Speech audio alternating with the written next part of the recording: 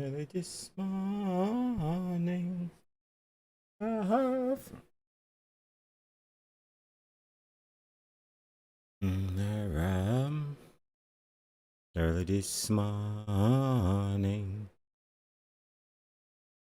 joy inside of me, nothing at all.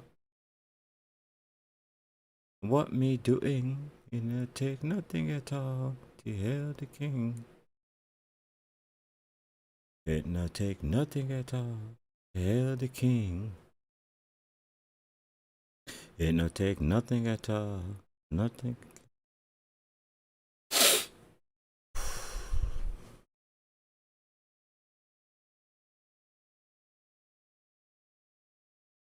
Prophecy.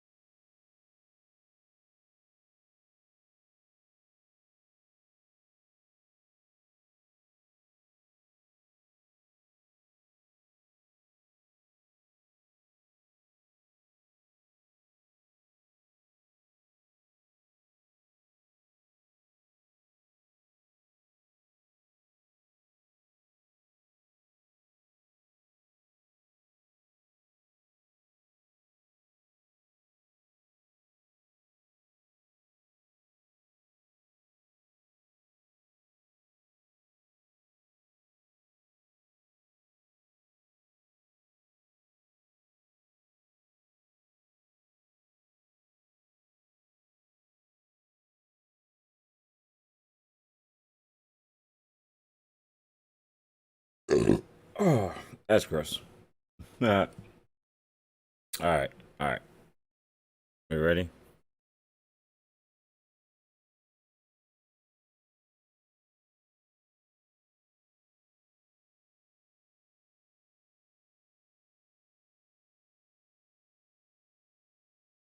Purple and blue.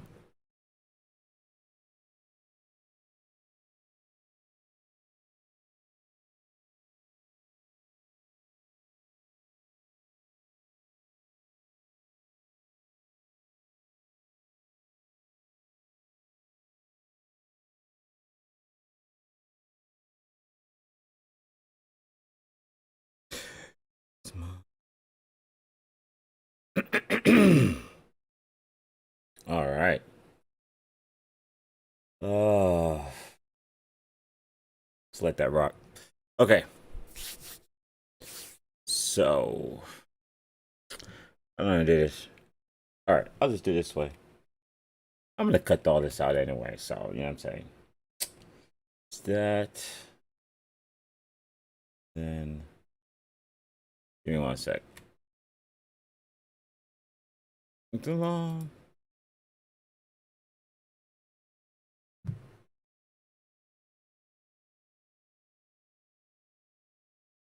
All right, I know you didn't hear that, but I can hear it, and it was distracting me a little bit. Okay, this all looks good. Uh, it's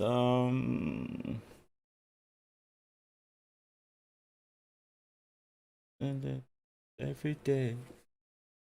Okay, we're good. All right, let's jump into this. So, you've seen the title of this video, and this video is basically just that. It's my official announcement that I, Haley Jesus Cujo Morel, will be running for president in the 2024 election. Now, some important things, right? Who am I? My name, Haley Jesus Morel. Um, Born in Brooklyn, just some other dude. Grew up in New York in the truly the 80s New York, right? I grew up there, and then because of how that New York was, my don't do that. My parents moved down to Florida, went to high school down in Florida, graduated from there, joined the military, lived life, and all that kind of stuff. Uh, about the military, the reason I bring that up is I'm not going to get into my military thing at this moment in time. Two things I want to mention.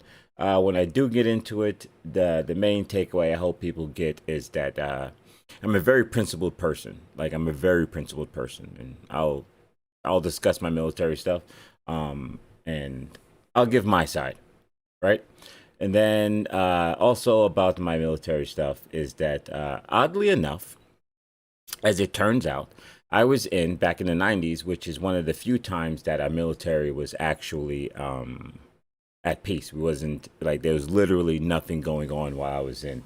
The only thing, the only deployments that you could have gotten was Bosnia. Bosnia was going on, but that had nothing to do with us. And everyone that we sent, mostly medics, what I was, and they went and stayed at the big UN thing. And phew, let's just say they was doing a lot of nothing, right? I personally didn't go, but anyway.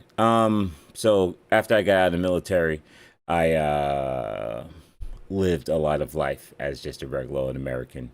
And due to a number of things, I never had a lot of money.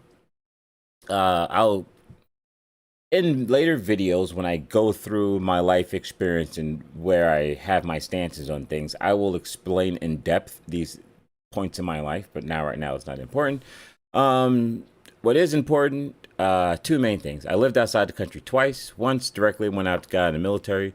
I lived in Germany for a year as an American national or whatever. I was living over there. I was contemplating becoming a permanent citizen, permanent resident, but I eventually chose not to. And I lived down in the Caribbean, U.S. Virgin Islands to be specific, for 6, 7 years, something like that. And then I currently live up in the Midwest, and I've been here since I left the Caribbean. Okay. Yeah, who I am.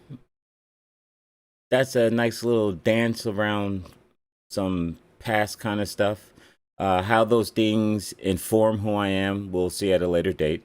The only other things I'd want to add to that is two main things.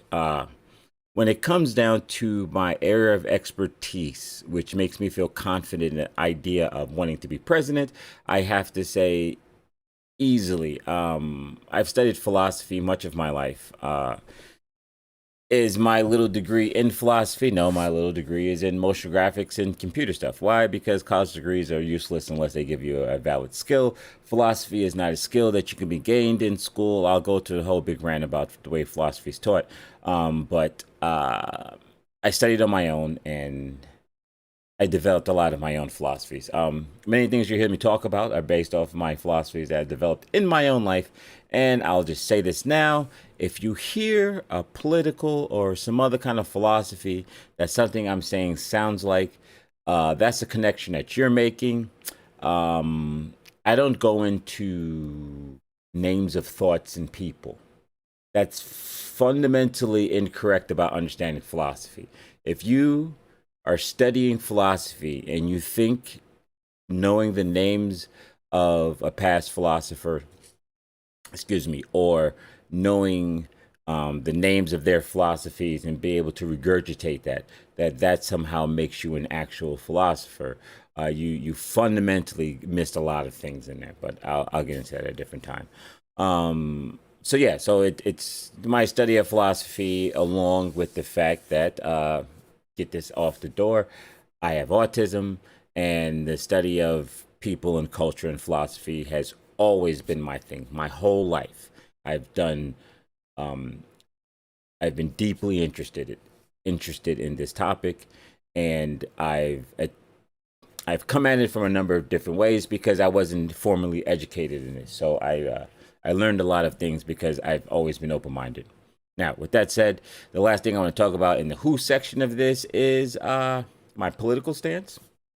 Knowing that the American understanding of the political spectrum is a little different than the rest of the world, I will be referring to these terms kind of how Americans understand it, but I will be giving a firmer definition of what I specifically mean, and I will always refer back to this definition. And so I consider myself what's called honest libertarian. And what that basically means is that I believe that always more freedom to people is the best answer. Excuse me. Ooh. excuse me, more freedoms to people is always the best answer. It is always the correct answer for people to have more freedoms. With that said, humans have demonstrated time and time again that if you leave them unregulated, they will do everything in their power to achieve success as they understand it, whether it hurts another person or whether another person is exploited. That's not relevant to the answers that they come up with in the what's the word I'm looking for? Shit.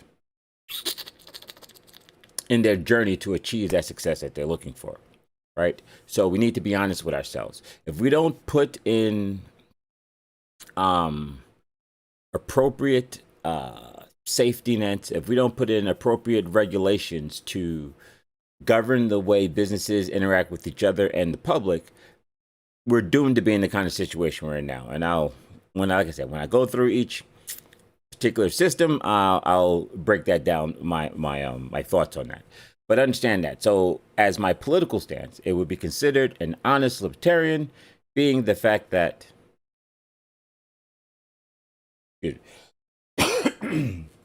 excuse me, being in the idea that more freedom is better, understanding the truth of that human nature causes that there needs to be some kind of restrictions if we're going to live together. Okay? Now, it's who I am. What are we doing? We are running as a write-in candidate. Okay? When I get into the why and how, more the how, I'll explain this part in a bit more detail. But basically, what we're doing is we're going to run as a write-in candidate. Just a taste. The American government was the first and still the most libertarian government ever created. By its nature, governments are authoritarian. All of them. Whether you have a feudal system, a system based off of religious ideas, whether you have all of the systems we ever had on Earth, as far back as our history books shown, has been an authoritarian system. The one thing the founding fathers did that is truly a monumental feat is creating a government in which the people hold the power. That's the Constitution. I'll talk about that at a different time. But the Constitution is the libertarian aspect of our government. The Constitution is what protects the people from the government. It allows there to be a space for people to have rights given to them naturally, and the government at best can restrict the rights, not give or take away. Okay. Rough edges. Okay, so write-in candidate is in the system, right? I don't believe it's in the Constitution. I don't know. I got to look at that part. I recently, being within the past week or so, read through the Bill of Rights again. And I admittedly, currently, as of today, need to reread the Constitution. But I will. I've read it a number of times. I'll reread it again. But my point is, though, that being the fact that in our current system, there's the ability for people just to write in a person. That is the ultimate libertarian thing, because you as a person get to go, you know what? I don't want to pick from any of the choices that's being presented to me. I want to pick a different choice, right? That's what the write-in candidate. This is why it's important. It's important because it allows the people to voice the fact that they don't want the choices presented to them. There's a different thing that they want.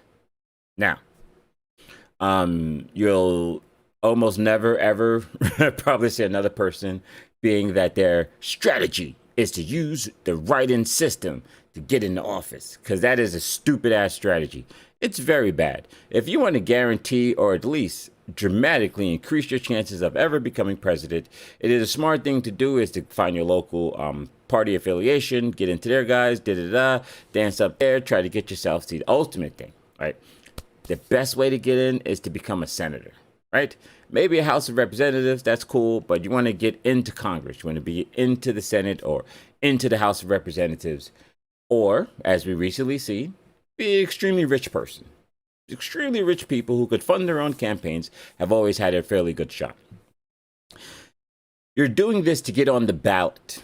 To get on the ballot, there's a lot of rules and regulations. These rules and regulations are not there to ensure the quality of candidates, to make sure we as the American public are picking from the best and the brightest. Absolutely not. Those rules and regulations are there very specifically to keep the common man out. You need to join the group if you want to play this game. And that's fair enough. But we're talking about the American government, we're talking about human lives, and our forefathers had enough forethought to try to at least prevent the creation of a new royal class, is what we have. We have a new royal class, but there's a way to break it up, and that's what my campaign is about, and that's the reason why I'm doing that. And that's why we're writing it as a write-in. Because write-in is going to tell them, we don't want your choices. We want a different choice. Okay. When 2024, why then? Because, numbers are cool. And I turned 50 that year. So that's cool. I think I'll be one of the youngest presidents. I think being 50 puts me out of being the youngest. But I'll be definitely one of the youngest. And you know what I'm saying? I think that's a good time. I think it's a good time. At 50 years old, I'm fairly confident in my understanding and the wisdom that I've gained so far. And I believe that in another couple of years, it's just going to be more refined, because that's very specifically what I'm working on in my personal life, is refining my wisdom. Where, obviously, America, these United States, and I think that's incredibly important because this is one of the few places that I can do this, right? This is one of the few places on this planet that a citizen can say, you know what? I want to start a campaign to become all the words are bad, but I want to be the president. I can do that here in America. That's an actual thing. There's a lot of blah, blah, blah, but I am really good at finding ways through things, and that's why I'm doing it this way. I want to get in and not have to do their stuff. So when they see me in there, they're like, damn, this dude is a little too slick for us. Which, I don't know. We'll talk about that later. Blah, blah, blah, blah. Okay, now we get to the good ones. The why. Why am I running? Okay. So there is a thing here in America where there's this idea that so many people want to be famous. There's this idea that America is a very superficial place, and that the time of Americans willing to sacrifice and blah, blah, blah is gone. We're just, okay, I understand that. And that is a very valid point of the vast majority of Americans who participate in pop culture. Right, a lot of caveats there, I know. But I also see something when I look at my fellow Americans, and I see a group of people who are, at their core, those Americans the rest of the world wanted to follow, right? Americans that were brave, Americans that were willing to do the things that the rest of the world wasn't willing to do, the America that was willing to sacrifice and do whatever. Now, being today, and we know all of the manipulation done to have these things happen. But one thing is true about life in general, whether you figured it out or not. You can never make anyone do anything. You can't even convince them to do something. That spark must already be there. And you can fan the flame, make it bigger, exaggerate the idea, but you can't make the idea. You can't implant patriotism into a person. It must already be there. Or maybe at best you could take them as children and indoctrinate them. That's about it. Nonetheless, the patriotism that Americans feel is real. And yes, it is based off a myth and all of that stuff. But you have to understand, the greatest things any human group of people have ever done has been based off a myth or a concept that wasn't actually real, an unobtainable idea, right? They just did the best they could at the time to try to point themselves in that direction. And that's what America was, hence the Grand American Experiment.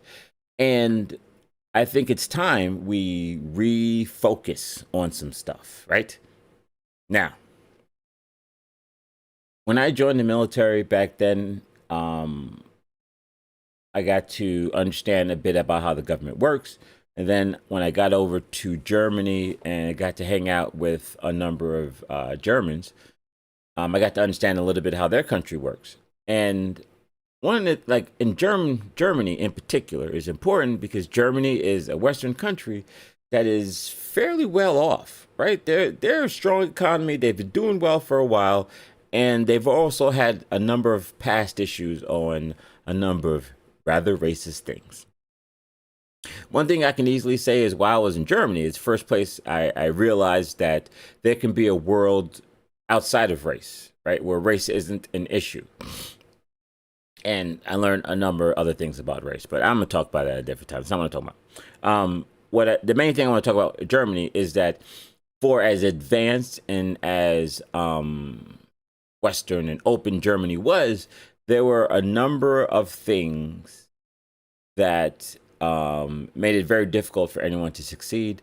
One of the things that was definitely in Germany, and as I understand it still is, basically whatever your social economic class is, you're going to pretty much stay there. It is extremely difficult to move to a higher social economic class, but it's never hard to fall down. Falling down is easy.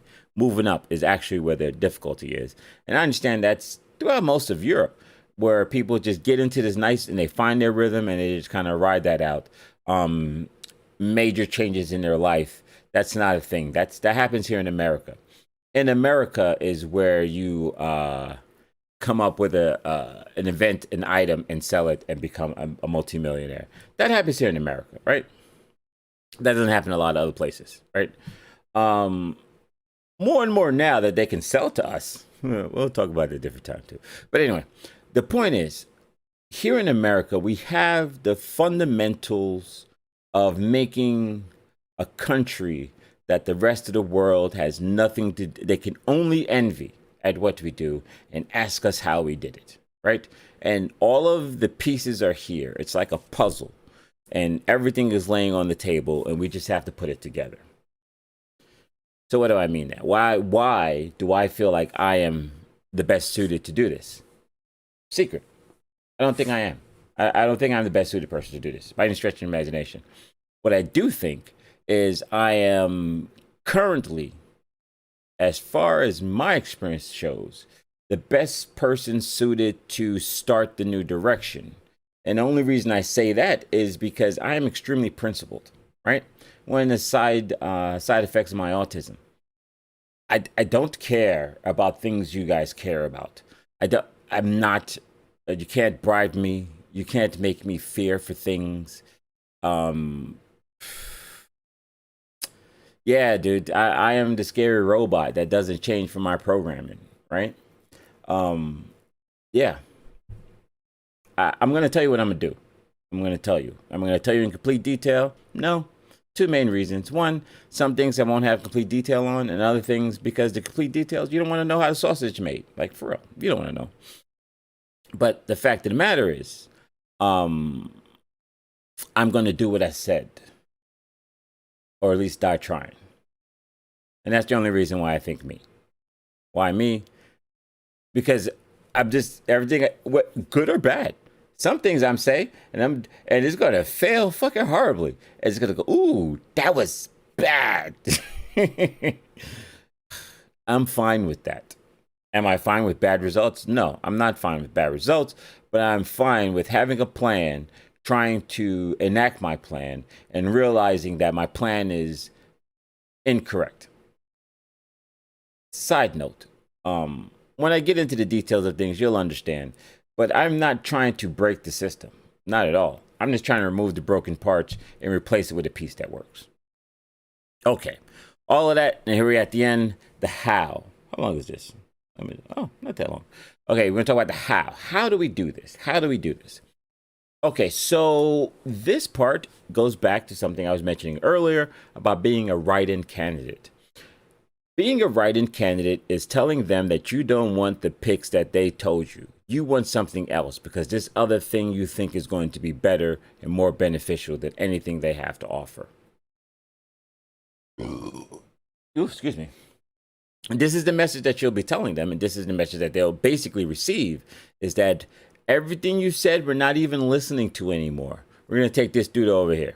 And then the problem they're going to have with me is that there is no hidden agenda. There is no hidden agenda. I don't want to do this. I would have preferred Obama be a good president, right? I would prefer Donald Trump be a good president. I would have preferred Joe Biden, fucking Bush, either one of those motherfuckers, fucking Bill Clinton, any of those motherfuckers. I would have preferred any of them to give a shit about people, any single one of them, but none of them did, right? Let's be real. We can know it honestly. The last president we had who actually cared was Jimmy Carter, a literal peanut farmer. The last time we elected a basically regular person, kind of sort of ish, you know, he was a politician. We had like the coolest shit, but he wasn't down. Like, he was a soft-hearted man. He was good. This dude's still building houses. He's building houses. What are you doing? He just wasn't built, you know, for the rigors of stuff, you know, and I understand and respect that. You know what I'm saying? I'm not that kind-hearted like that. You know what I'm saying? You know what I'm saying? I'm like a Kaiser Sauce, right? You understand that reference? Understand that. Call me Kaiser Sauce. As it comes to those things. But nonetheless, being wrote in and coming in with such political capital, that I forced them to do the things. And I understand as much as any civilian can understand the basic workings and things they can and can't do. And I understand things the president can and can't do. And understand this, I understand it a shit ton better than one of our past presidents. Yeah. Yeah. With that said, I understand the responsibilities of the president as outlined in the Constitution, which very rarely ever gets brought up to people, and very rarely do they even work within those bounds. But why is that? They don't, because they have to spend all of their time and political capital fighting a battle that technically should not be the president's. The executive branch is separate from Congress and is separate from the Supreme Court. Both the Supreme Court and the executive branch, in a perfect world, would be nonpartisan. They're not in the partisan games. The president should not be the head of whatever party. That should not be how it works. You can get nothing done. This is how we have consistently fall deeper and deeper down this hole. We have zero nonpartisan parties involved in the government and in the understanding and doing things.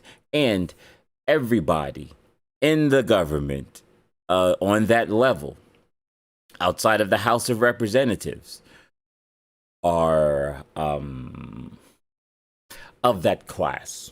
Let's say it like that. Very few of them, if any, are up there and from the place where they got to work a job, right? Where they got to figure out how to pay for daycare and all that stuff, right? Nah, that's not them, right? Okay.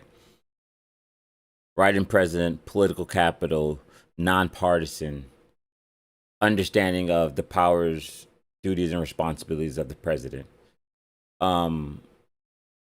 Yeah. How? I do the same things I said I'm going to do, and they literally can't stop me. There are certain things that I know I can do, that we all know the president can do, just with the whipping of a pen. If you want to have a fun game, go look up how many executive orders there are. You know how big a deal they make about those. If you want to have some fun, go look up how many executive orders there are and what they actually say, the things that they do. It's a fun game. It's a fun game. I'm not gonna tell you. You're gonna do it yourself. Um, the point is the it takes one president, maybe two terms, to effect the changes necessary to fix this country, and to force Congress into having to play with each other because they're the adult in the room. It just takes one or two presidents. I mean, one or two terms to get America pointed in the right direction, and then after that, Americans will understand how to pick presidents. They'll have a template, and then boom. Side note, also, I plan on this a fucking parent, dude. Like for real. You guys didn't know I existed before you saw this, and then boom, when it's done, my last day, I'm out. I'm doing a world tour, and then at the end of the world tour, you're not even gonna know when the world tour is gonna end. I'm just gonna be gone. I might go build houses with fucking Jimmy. Yeah, me and Jimmy out there building houses. So I better hurry up. But that motherfucker probably still be around for a while, for real. Anyway, that's how.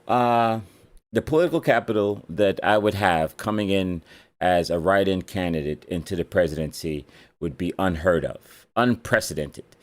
It would shake the world. And just to highlight, and I'm very cognizant of the fact that one of the biggest things for the president is to be America's number one ambassador. The president is the number one person that the rest of the world will look at for things, and the rest of the world doesn't trust us because every single president we've had has been corrupt on some level. Am I not corrupt? No, I am not corrupt. Am I uncorruptible? So the answer to that is truthfully, honestly, I'm a human. So no, I'm not uncorruptible. But I'm not gonna tell you what they are. But the funny part is anything they would try to remotely use to corrupt me would only benefit everybody. It would only benefit everybody, and it would screw over a very specific group of people. So yeah, in their terms, relatively uncorruptible. It's kind of funny. Anyway, that's it. I'm gonna wrap that up there. Who? Haley Jesus Cujo Morel, Brooklyn boy from New York. What? Write-in candidate for president of these United States. When? 2024. Where? This America. Why? Because we need to point it. Because we need to point the country in a better direction. How? Using all of the political capital gained by being a write-in president. So, YouTube-ish stuff. Like, share, subscribe if you are actually interested and you want to know, and actually beneficial stuff.